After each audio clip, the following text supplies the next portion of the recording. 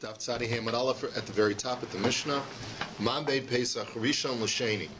What is the difference halachically between the performance of the Korban Pesach Sheni versus Korban Pesach Rishon?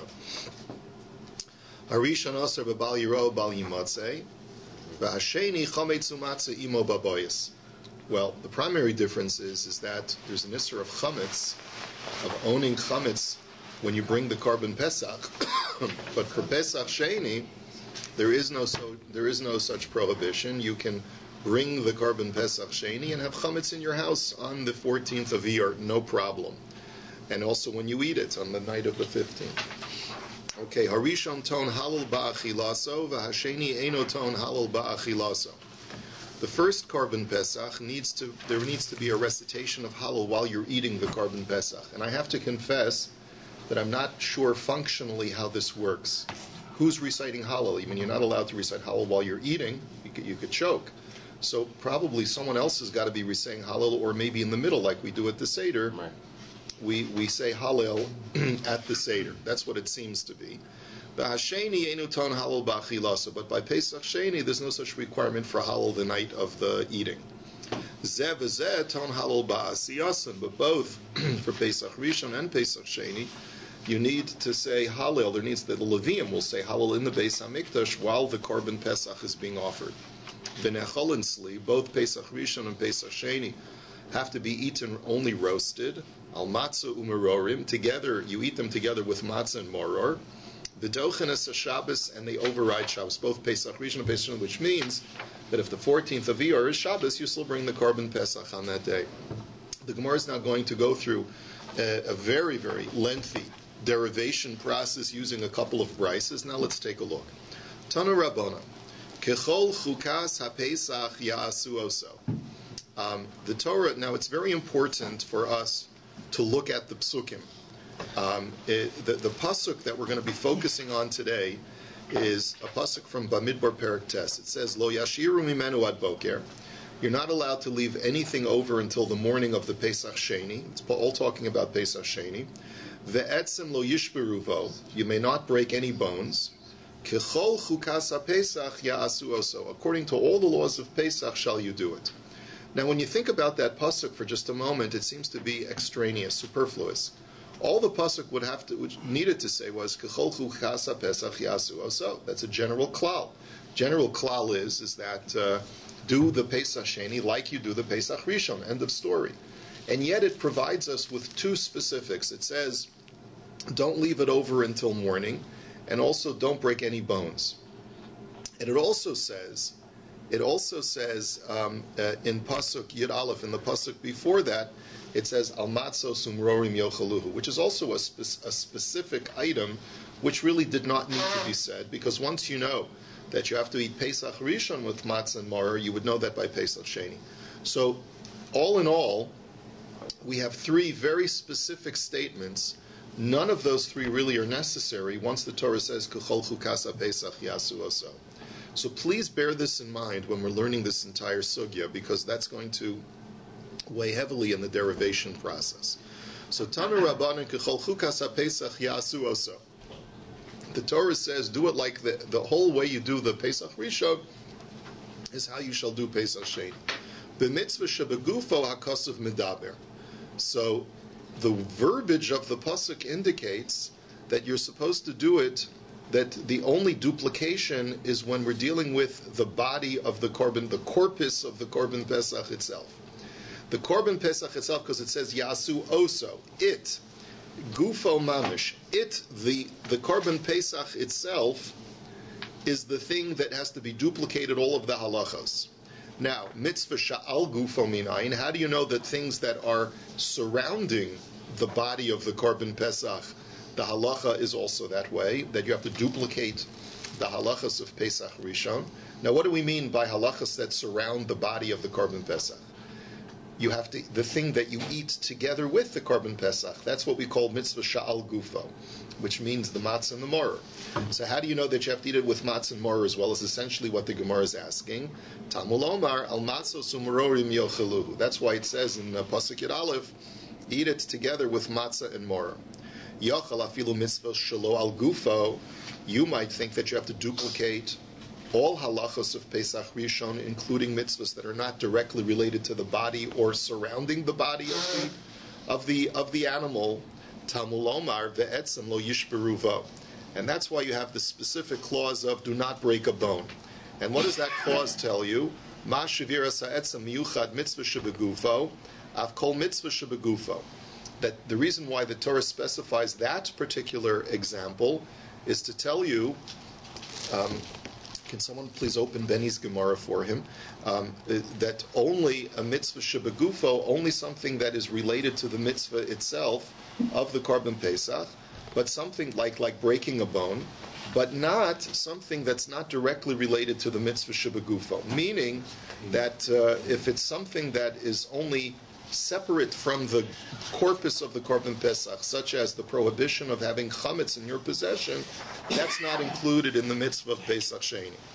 Now we have another opinion, which is the opinion of Isi ben Yehuda, and he says, Omer Yasu Oso b'mitzvah shebegufo ha'kasuv medaber.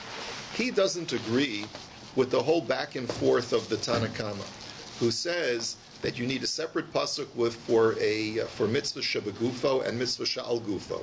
He says that once the Torah says ya'asu oso, that implies that you only have to duplicate the mitzvahs of Pesach Rishon for Pesach Sheni when it has to do with mitzvahs that are directly related to the body of the Korban Pesach, and presumably that would include matzah and moror, and it would include all of the halachos of tzli and not breaking the bones, etc., but it would not be inclusive of the Yisur of chametz. Now, what Isi ben Yehuda therefore does with those specific clauses that the Tanakhama says he needs, we're going to see momentarily. Amar Mar. Now let's go back to this brisa. Yachol af mitzvah shelo al gufo ha'amart mitzvah shebegufo ha'kasav medaber. So the Gemara says there's a stira from the Reisha to the Seifa of this brisa. The Reisha had said that the words Ya'asu Oso, that you shall do it, referring to the body of the Korban Pesach, that implies that the only requirement of duplication is when it has to do with mitzvahs directly related to the body of the Korban Pesach. Why then does the Brisa say, you might think that it has to do with mitzvahs that are not directly related to the body of the animal? You just told me that the pasuk indicates contrary to that. So why does the Brisa say that you might think?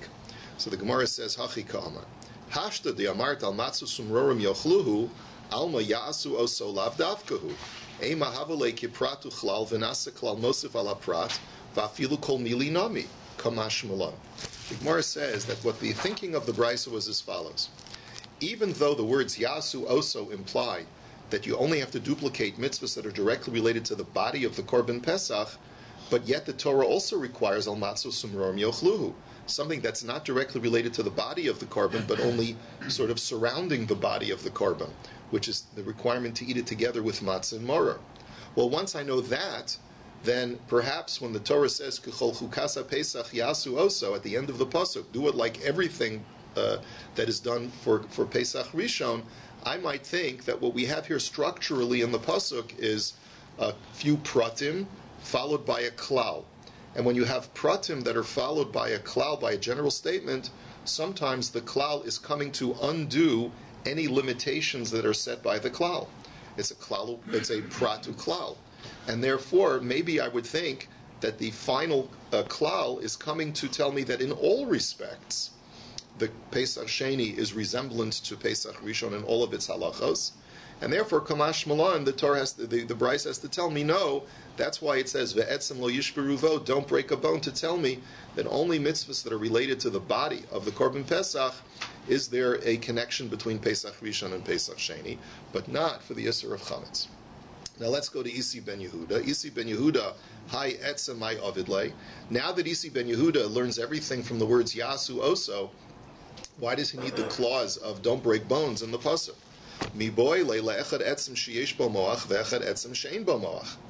The answer is that we had seen about 10, maybe 10 blot ago, I don't remember, maybe it was a little bit before then, the Gemara had discussed the halacha of not breaking bones. And the Gemara had said that that's true even when the bone has marrow in it.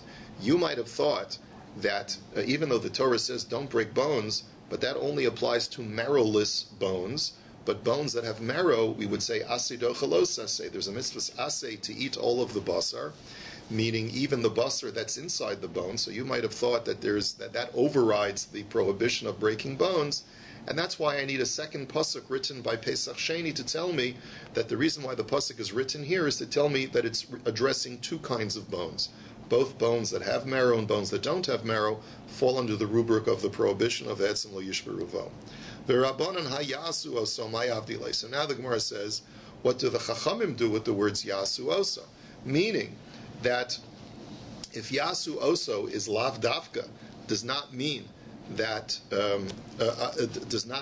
it only relates to the body of the Korban Pesach, because we saw that al matzos u'merorim indicate that you're supposed to apply the halacha of Pesach Rishon to even things that are outside the body of the Korban Pesach. Why then does the Torah write Yasu Oso, which implies not that way? The Gemara answers, Mi boile she'en shochten es ha-Pesach al ha-yochid dekama de'efshur la'ahadurei mahadrina. So the Gemara answers because instead of reading the word oso as the operative word of that phrase, Ya'asu is the operative word of that phrase. What does Ya'asu imply? They shall perform the mitzvah. They, meaning not he in the singular. And what that teaches me is that whenever feasible, whenever possible, you should strive to make sure that you have more than one person in a chabura for the Korban Pesach. And that's why the Chachamim say the Torah writes Yasu Oso, to tell me that you should always strive to have more than one person. But in Achinami, the halachos that we apply from Pesach Rishon to Pesach Sheni are not limited exclusively to the mitzvahs that are only on the body of the animal, and to which the Torah says, Al matzos umrom yochlu, that even mitzvahs that surround the body also are applied from Pesach Rishon to Pesach Sheni. Now let's see another brisa that goes even further in the technical fleshing out of the three phrases, of the three pratim that we had pointed out in the psukim. Kichol chukas ha-Pesach ya'asu oso. So first of all, we have the klal that is itemized by the brisa, that the Torah says, do the Pesach Sheni in the same way that you do the Pesach Rishon and all of its laws. Yachol kashem sharishon asur b'bal yirah bal yimatzei kach sheni asur b'bal yirah bal yimatzei. You might think that the isser of chametz applies equally to Pesach Rishon and to Pesach Sheni. Talmud lomar al matzos umrorim yochluhu. So that's why the Torah gives me a prat, and it says no, only in certain respects do you apply all of the halachas of Rishon to Sheni, but not in all respects. And that's why you have the prat. Ve'enli ela mitzvahs aseh, mitzvahs lo saseh minayin. So now the brisa says, okay, now wait a minute. You have this prat, you have this specific clause that connects Rishon to Sheni, but only vis-a-vis a positive commandment, because the Torah says in the positive, Al matzos u'morim yochluhu, thou shalt eat it together with matzah and moror. How do I know that with mitzvahs lo saseh there is connection as well, that I have to duplicate the mitzvahs lo saseh of Pesach Rishon for Pesach Sheni? So Talmud lomar lo yashiru mimenu ad boker. That's why the Torah says the clause of do not leave it over until morning, to tell me that even when it comes to negative commandments, we connect the negative commandments of Rishon to Sheni. Ve'enli ela mitzvahs lo saseh shenitak la'aseh, mitzvahs lo saseh gomer minayim. Now, the Brisa here makes another distinction. There are two types of mitzvahs lo saseh. There's a mitzvahs lo saseh shenitak la'aseh, which means that it's a mitzvahs lo saseh where there is a remedy for the violation that is addressed by the Torah. The classic case is, do not leave it over until morning. But if you do leave it over in morning, what are you supposed to do? Burn it. So that's what's called a lav shenitak la'aseh. It's a mitzvahs lo saseh where the Torah provides the remedy of the violation. But then there's another kind of mitzvahs aseh, like don't eat chazer, right? Or don't break a bone, where the Torah does not provide a remedy because there is no remedy. You can't fix that mitzvahs lo saseh. So all I know from the pasuk of lo yashiru mimenu ad boker is that we connect the halachos of mitzvahs lo saseh shenitak la'aseh from Rishon to Sheni. How do I know that I connect the halachos of Rishon to Sheni when it comes to mitzvahs lo saseh straight up where there is no remedy? So the Gemara says, Talmud lomar ve'etzem lo yishveruvo. Therefore the Torah says the third clause, or the third prat of do not break a bone.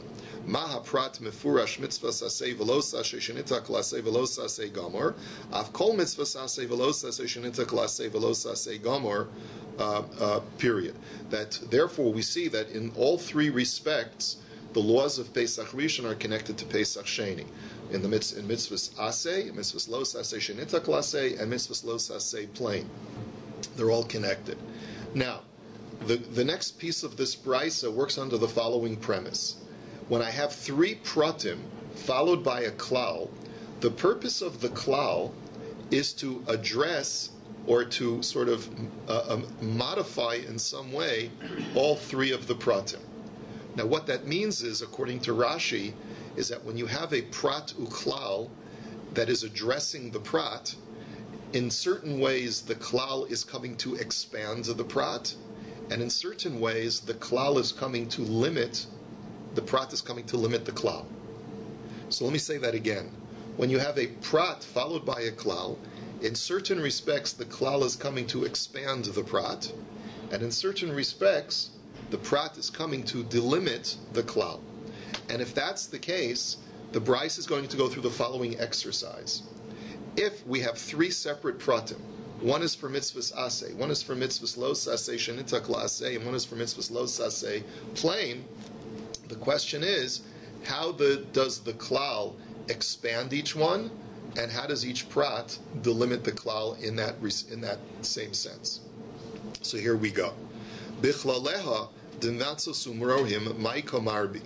So when the Torah says the positive commandment, eat it together with matzah and maror, what other positive commandment is being included or expanded in that category of positive commandments? Answers the Gemara, it's liyesh.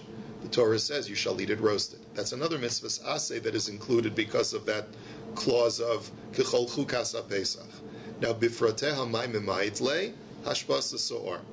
Now, but there's a positive commandment that is limited, where we don't connect Rishon to Sheni. So what positive commandment is that? That's the positive commandment that the Torah gives by Pesach Rishon of remove all leaven from your house. And that does not apply to Pesach Sheni. So frak the Gemara, Eipochana, mitzvah de gufei adif. So the Gemara's question is, why don't you switch it? Why don't you say that what is being excluded is the mitzvah of roasting, and what is being included is the obligation to remove leaven? The Gemara says it's more logical when I'm making a connection between Rishon and Sheni to connect something that applies to the corpus of the korban rather than something that is external to the korban. And therefore, if I'm going to connect the two with the mitzvah of eating them both roasted, and if I'm going to uncouple the two, I'm going to uncouple them with a mitzvah that is not connected to the body of the korban. So, bichlaleha delo yashiru mimenu ad boker ma'iko marbile. Now let's look at the second category, which is lav shenitak la'aseh, a negative commandment which has a remedy. So the negative commandment that we saw was don't leave it until morning, right? So what is being included? What other negative commandment that has a remedy is being included? Lo sotzi mimenu. Do not take it outside of your chabura. Right? That's a positive, that's a negative commandment that has a remedy. Because the implication of that pasuk is that if you do take it out of your chabura, what's the remedy? Bring it back. Okay? So that's another lav shenitak la'aseh that is included, that connects Rishon and Sheni. Bifrateha ma'ikam imaydle. So what mitzvahs los aseh shenitak la'aseh is being excluded? Lo yera'eh v'lo yimatzeh. That you may not have in your possession chametz. Why is that called a lav shenitak la'aseh? Because if I do have chametz in my possession, what's the remedy? Get rid of it. Good. Excellent. Okay. So eipochana, so the Gemara asks the same question, switch it. Why don't you say that the connection or the similarity between the two is the removal of leaven, and the dissimilarity is the mitzvah of don't leave your chabura? So the Gemara answer is mitzvah de gufei adif. The same answer. When we're comparing the two, it's more logical to create a similitude between two mitzvahs having to do with the body of the korban, and when we're uncoupling it, it makes more sense to uncouple mitzvahs that are not related directly to the body.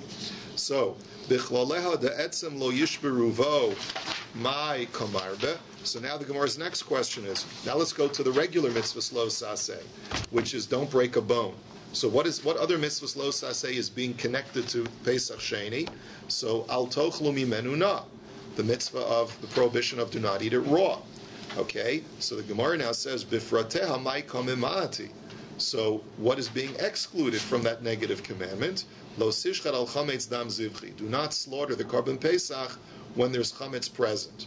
So the Gemara says, Epoch ana, why don't you reverse it and say that the similarity is with the prohibition of chametz with the korban pesach, and the dissimilarity is with the mitzvah of the prohibition of eating it raw? So the Gemara says, mitzvah de gufei adif, once again, the very same answer.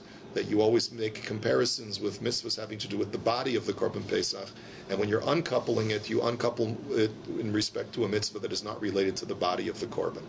Okay, that's the technical part. Now let's go weiter. Harishon to'en halal ba'achilasa v'chulei.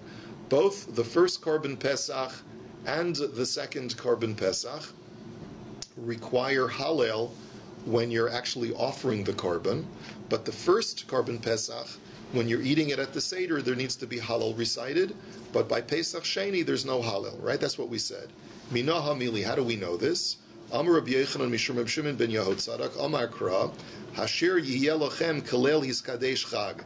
That this song shall be for you, says in Yeshaya, like the evening of the sanctification of the holiday. So what do you see? You see that the song only applies in the evening when there's a holiday.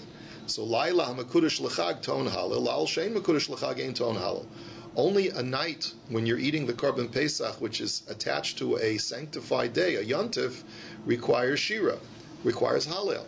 But the night of the 15th of Iyar is not a yontif, and therefore there's no requirement to say halal. But both Pesach Rishon and Pesach Sheni, there needs to be halal at the bringing or the offering of the korban in the Beis HaMikdash. My time, what's the reason? One reason could be is because the pasuk in Yeshaya only excludes halal for a service done in the evening when you're eating the korban, but it doesn't exclude the service that's done during the day of the 14th of Iyar, which is when you're bringing the korban. That's one answer. The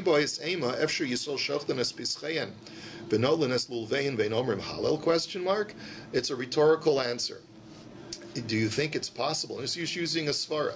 How could the Jewish people be offering a korban pesach in the Beis HaMikdash, or shaking their lulavim on Sukkot in Yana Diyoma, right? How could such a thing be, and the Jewish people are not saying Hallel and not praising God? When they're in the midst of such a rapturous kind of mitzvah, of course they have to be reciting Hallel, and therefore it's only logical. So the Gemara is really using svara here to say, how could you not say Hallel when you're bringing a korban pesach? Okay. It's like, how do you know Moshe Rabbeinu wore a shtreimel? You think he'd go up to Har Sinai and not wear a shtreimel? No, it's the same. It's the same kind of svara, right? But this one is actual. This one is real. Okay. V'nechol and sli v'chulei. So then the Gemara says that both Pesach Rishon and Pesach Sheni are eaten roasted. So and then it also said that Pesach Sheni also overrides Shabbos. So the Gemara now says Shabbos in Tumah lo. It only overrides Shabbos, but it doesn't override Tumah, meaning that there's no heter, even though there's a heter sometimes to bring the Pesach Rishon in a state of Tumah when the whole tzibur is Tameh, there is no such dispensation for Pesach Sheni. Game's over. If you're Tameh at Pesach Sheni and you missed Pesach Rishon, forget about it. You can't bring it. Masnisin delo Rebbe Yehuda. The Mishnah is not like Rebbe Yehuda. Detani doiches Shabbos vein doiches at Tumah. Rebbe Yehuda Omer af doiches at Tumah. That Rebbe Yehuda disagrees with the Tanakhama, and he says that no, you can even bring the korban Pesach Sheni in a state of Tumah. And it's mashma, as we'll see in just a minute, that even if the entire community is not Tameh, even if just one individual is Tameh, he still has the right to bring the Pesach Sheni in a state of Tumah by proxy. Now, so the Gemara says, my time at the Tanakhama. What's the reason of the Tanakhama who says you can't bring the Pesach Sheni b'Tumah? It's a svara, mipnei Tumah d'chisiv yachzer v'yasa b'Tumah, question mark. He says he was precluded from bringing Pesach Rishon because he was Tameh. So now we're going to give him a makeup where he can now use the same preclusion and bring it under the same conditions. If he couldn't bring Pesach Rishon in a state of Tumah, then surely he can't bring Pesach Sheni in a state of Tumah. So the Gemara now says, Rabbi Yehuda, Torah chazra lav lasosu b'tahara lo zacha yasa b'Tumah. Rabbi Yehuda has an opposing svara. He says, look, the Torah wanted this guy to bring the korban Pesach b'tahara. So much so that it said that if you were Tameh in Pesach Rishon, we'll give you a makeup. But Lamaisa, God says, I would rather you bring the Pesach Sheni B'tumah than not to bring it at all. So if you weren't Zoicha to bring Pesach Rishon B'tahara, you weren't Zoicha to bring Pesach Sheni B'tahara, then at least bring Pesach Sheni B'tumah. That's Rabbi Yehuda's Svar. So the Gemara now says, Tanu Rabbanan, Pesach Rishon Doches HaShabbos, Pesach Sheni Doches HaShabbos, Pesach Rishon Doches HaTumah, Pesach Sheni Doches HaTumah. So off the bat, you see very clearly from this brisa that it's going like Rabbi Yehuda, not like our Mishnah, because it says that both Pesach Rishon and Pesach Sheni both are Doches Shabbos and are Doches Tumah. Pesach Rishon Ton Lina, Pesach Sheni Ton Lina. The third thing that the brisa says is that both Pesach Rishon and Pesach Sheni, the person bringing the korban has to sleep overnight somewhere in Yerushalayim, and only on the morning of the 15th is he allowed to go home. So doches atuma kaman ke Rebbe Yehuda. So clearly you see, says the Gemara, that the fact that this brisa says that Pesach Sheni overrides Tumah means that this brisa goes like Rebbe Yehuda. But the question then is, Rebbe Yehuda Tom Lina? How can you tell me that according to Rebbe Yehuda, you have to spend the night on Pesach Sheni in Yerushalayim? V'hatanya Rebbe Yehuda Omer minayin lePesach Sheni she'ein ton lina. Rebbe Yehuda is quoted explicitly in another brisa saying that you don't need lina, you don't need to sleep overnight in Yerushalayim for Pesach Sheni. Shenemar fanisa v'boker v'halachta li'aholecha u'chasiv sheishes yomim tochal matzos. Hanecha l'shisha ton lina she'necha l'shisha ein ton lina. Because the Torah connects two mitzvahs. It says that only in the morning of the 15th may you leave Yerushalayim and go home, and then it says for 6 additional days you shall eat matzah. So the only time that there's this obligation of lingering in Yerushalayim overnight is when there's an obligation to eat matzah for the remaining 6 days. But if there's no mitzvah of eating matzah for the remaining 6 days because you're doing Pesach Sheni, so then there's no mitzvah of lina, says Rebbe Yehuda. So it's a stira. The Gemara says, Trei Tanoi v'aliba de Rebbe Yehuda. There are actually two different opinions as to what Rebbe Yehuda holds. One is that Rebbe Yehuda requires lina both for Pesach Rishon and Pesach Sheni, and the other one is that he does not. He only requires it for Pesach Rishon. Let's go on to the next Mishnah. Now we're going back to a discussion of Pesach Rishon. Forget about Pesach Sheni for just a minute. Ha-Pesach sheba betuma lo yochlu mimenu zavin v'zavos nidos v'yaldos v'im achlu peturin mikares. Here we're talking about Pesach Sheba B'Tumah, which is the familiar case of where the majority of Klal Yisrael are Tameh. So we suspend the rules of Tumah to enable the entire congregation to bring the Korban Pesach on Pesach Rishon. And the Mishnah is just providing us with one proviso. That only is if you have Tumas Meis do we allow you to eat the Korban Pesach.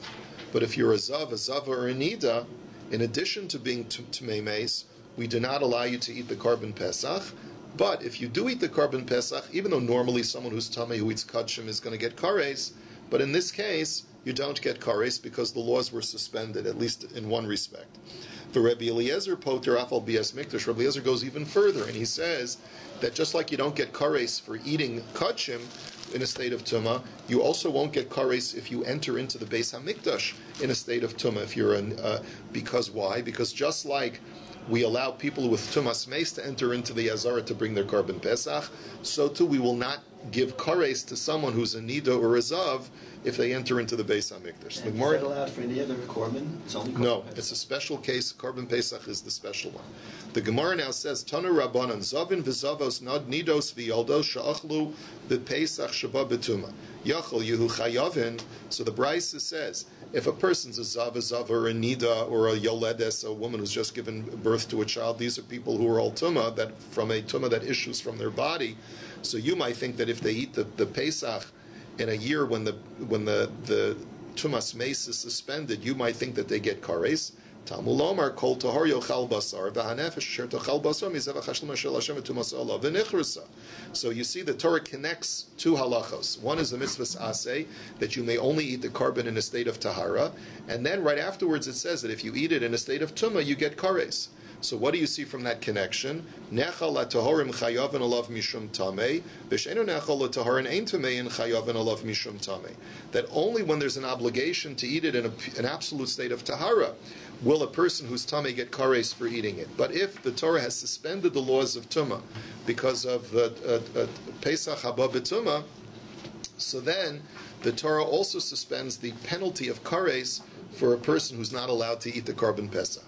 So even though a person with tumas meis is allowed to eat the korban pesach, and a zav and a zava is not allowed to, nevertheless, if they do eat it, the punishment of kares is nevertheless suspended. Rabbi Eliezer Omer Yachol Dacha Kuzavin V'Nichnasu Lazar B'Pesach Haba B'Tumah Yachol Yuchayavin Tamolomar V'Shalchu Min Amachane Kol Teru B'Chol Zav V'Chol Tamei Lo Nafesh Bisman Shetmei Meisa Mishtalchen Zavim Mitzaron Mishtalchen Ein Tmei Meisa Mishtalchen Ein Zavim Mitzaron Mishtalchen. So the Gemara says, then goes to Rabbi Eliezer's opinion. He says you might think that in a case of Pesach Haba B'Tumah, if Zavin and Mitzorayin and all other different kinds of Tomei people push their way into the temple courtyard, that they would get kares for that. So therefore the Torah says, Vishalchu min amachane kol tzaru v'chol zav. The Torah says that you have to send out of the camp. This is in Parshas Naso. The Torah places a requirement to eject all Tomei people out of the camp. And it groups together Zavin, Mitzoraim, and people with Tumas Meis. So you see from this pasuk that the only time that there's this punishment of kares for trespassing a place that you're not allowed to when you're tamei is only when a person with tumas meis has the same prohibition.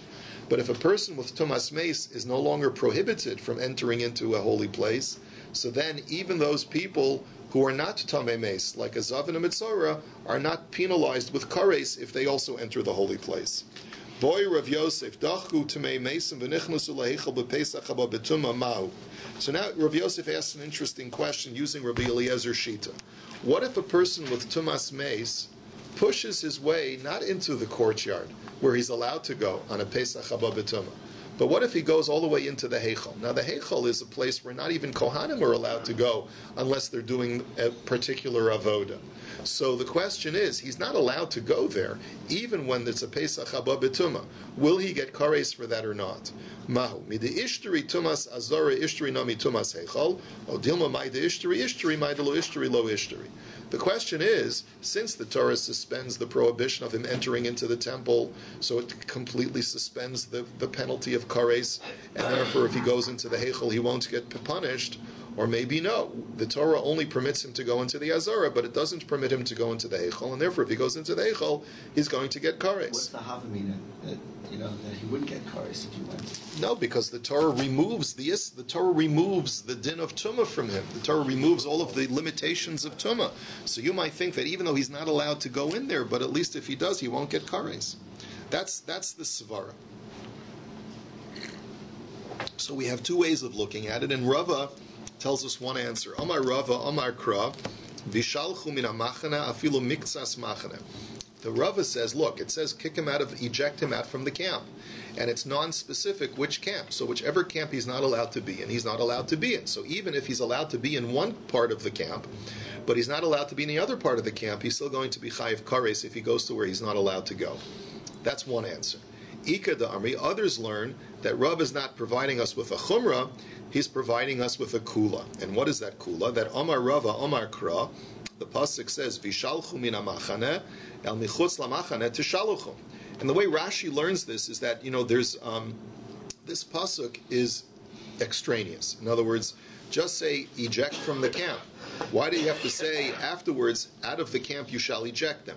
So Rashi learns as follows. He says, El michutz lamachane tishaluchum implies you have to eject them out of the camp, out of all of the camps entirely. And vishalchu min hamachane implies only ejecting them from a portion of the camps. And the way therefore you read it is as follows. Kol heicha de karinan be'el michutz lamachane tishaluchum, karinan be vishalchu min hamachane. That the only time that the prohibition or the penalty of kares applies is when a person has to be ejected from all the camps that he's not allowed to enter into. Then, if he goes into even a portion of the camp that he's not allowed to go into, the penalty of kares applies. But if there's no prohibition, if there's no obligation to completely eject him because it's a Pesach Haba B'Tumah, and therefore he's allowed to go into the Azara, then the first part of the pasuk of Vishalchu min hamachana, of ejecting them from the camp that they're not allowed to go into, is no longer applicable, and therefore the Isser Kares does not apply. And this is where we'll hold it for today. Have a wonderful day.